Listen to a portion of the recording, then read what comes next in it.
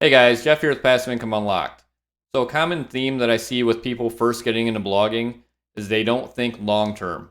So, basically, they don't think past that 1 year mark or past that 2 year mark for where their site might eventually go. So, a good example of this would be with niche selection.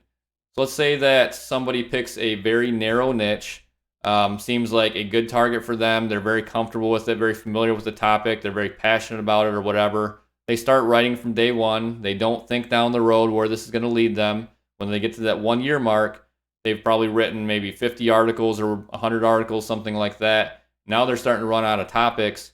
And because they didn't think ahead, they've backed themselves into a corner. Whereas if they would have thought about this from day one, they could have expanded their niche a little bit, and that'd give them some room to grow. So that's one example. But the other thing that a lot of people don't consider when they're first starting a blog is whether or not they can outsource that content down the road.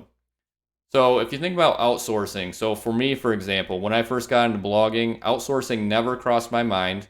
Had no money to throw towards content or anything else. So everything was going to be done by me, and that was it.